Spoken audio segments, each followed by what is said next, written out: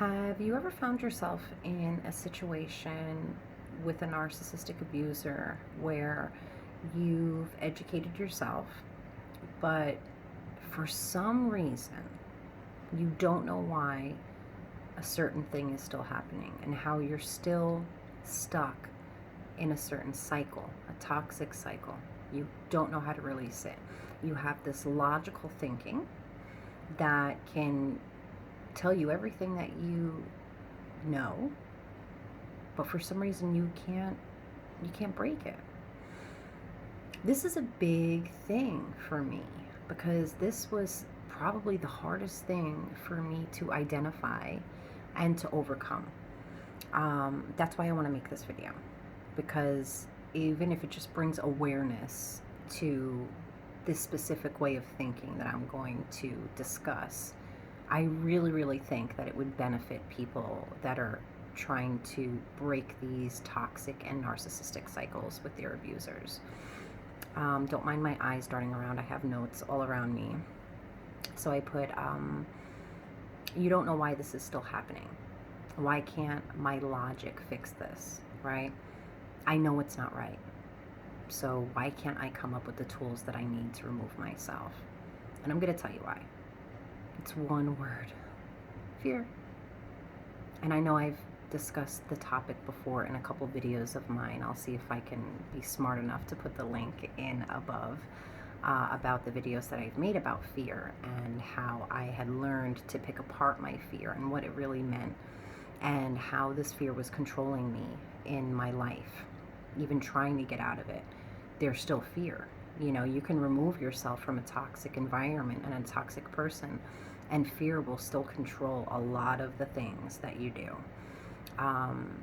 So one thing I think is important is the awareness to stop and ask yourself, is this person trying to instill fear in me? And if the answer is yes, it's because that's their form of control over you. They want to control you through fear. And when someone can gain control over you through fear, that's where manipulation, gaslighting, and this false guilt that we carry with ourselves. And I remember the day I realized that 99% of the guilt that I carried on my shoulders, that, you know, made me feel bad in my lowest moments, was false guilt. It was stuff that I had no right feeling guilty about. I should have never even put that guilt on myself, but I didn't know any better, right? It's like you don't know until you know, and until you know again and again and again. And it's evolution. You know, we evolve as people, and when we start trying to pick apart things like this, we're evolving.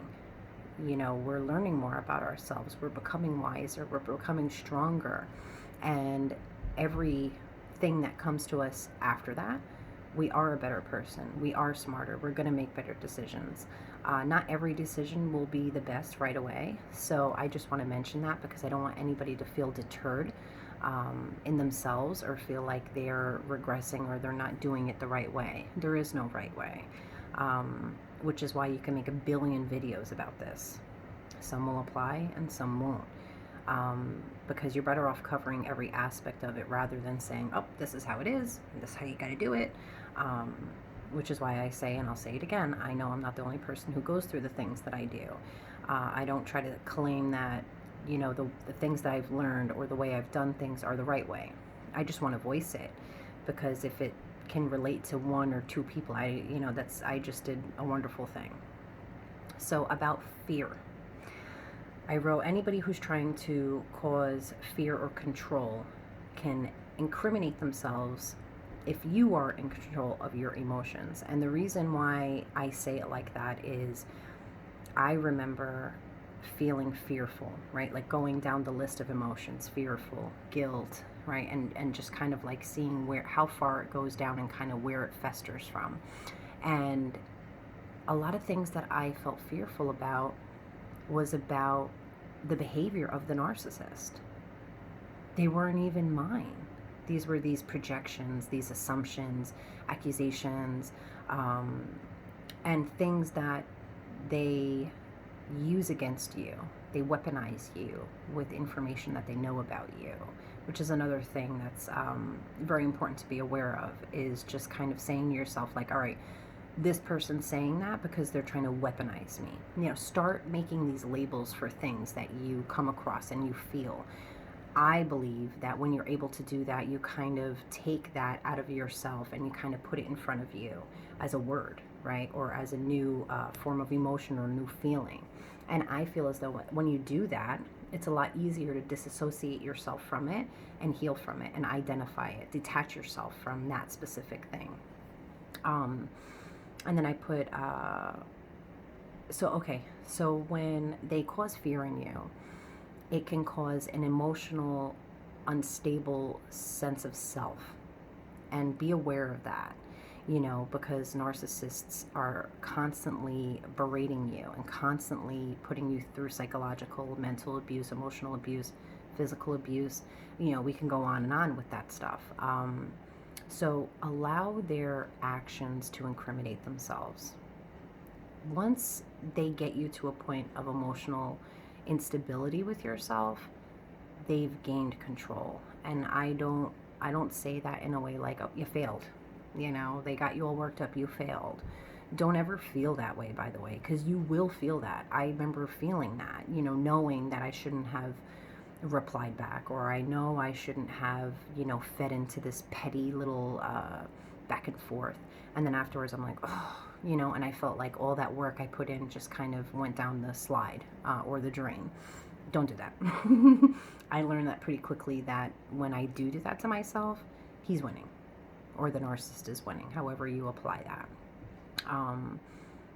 Another thing is, which I think is really important, is learning how to have self-control. The reason why I think that is so crucial is because they will push you to extremes, right? That's what narcissists function on extremity, right? Extreme rage, extreme anger, extreme happiness, this love bombing. You know, there's these extremes, and they can apply in many different ways. When you are functioning at this level where someone around you is so extreme, you can't be yourself. You can't think clearly. So not everybody has the option to just remove themselves from the narcissist. If you don't have that opportunity, I suggest you start working on how to find that opportunity and how to bring that into flourishing to your life. Because my situation within myself and my dynamics with the narcissist that I have children with drastically changed when I was able to really control myself and control my emotions when things would happen. This abusive behavior would happen. And again, we can't control people. We can only control ourselves. And this is why this phrase is so important. Once I started recording, right, that's another thing that's very important. I downloaded a recording app. I think it's called like Voice Recorder. And I would hear him kind of walking towards me, and I would just hit record. And I'd put the phone down. Or I would hold it and have my headset in and make it seem like I'm listening to a video, or I watch tons of videos on YouTube. I'll do something like that, but I'll record. So now in that moment, I know I'm recording, right? But the narcissist doesn't. So doing things like that forces us, the recorder, to document this stuff, to shut the hell up, right? Because you don't want to hand a recording to someone where you're incriminating yourself or you're feeding into it, right? Let the picture paint itself. Let the colors come to fruition. Let the narcissist dig their own grave and just document. And this is extremely important for men. I know I offer a lot of support for people through my page, and I love when people reach out to me because I love just being able to help in any way that I can. And I feel like there's a lot of struggle with men who deal with narcissistic women and have children with them or are married to them, you know, those extra ties to the narcissist. And I always used to feel bad because I only understand my experience through my life, and obviously I'm a female, so I can't always relate to the man's perspective, but when people reach out to me, it gives me the opportunity to become more educated, because the passion to want to help them is so big that I will do the research, depending on the state where they live, what the laws are. I will look up organizations. I will look up advocacy programs or organizations that help people depending on, what that person needs. So in those things, I've found a lot of apps. I know I've made videos. I'll try to put a link up above of one of the apps that I kind of reviewed, where I downloaded and I went through the process of reaching out to the company. They gave a grant for people who couldn't afford to pay for the app and the yearly subscription. So, I made sure to do all that. So when I made my video, I was educated behind it, and I kind of already put myself through that process of it. So there's a lot of things out there, and people are more vocal about this type of abuse, domestic violence. And, I'm very thankful that people are more vocal about it, because more support is coming to light.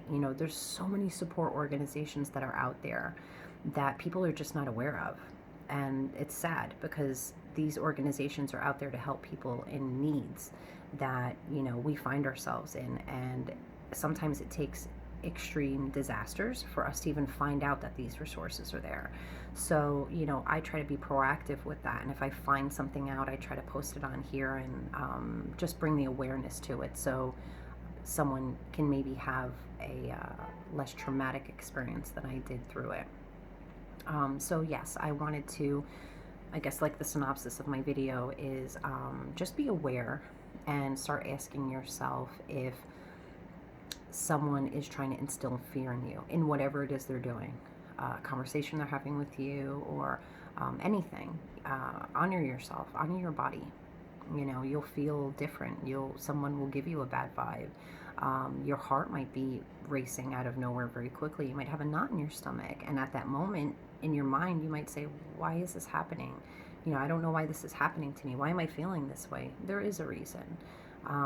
It's just that when you're in abusive situations, you don't get that moment to calm down and to come to a point of clarity. They don't allow you to do that. They don't want you to think on your own. So being aware of a lot of things, I think, is so important, and just keeping a record of everything in your mind. Okay, I'm going to end it here, but, if I can just recommend anything, just identify what fear is.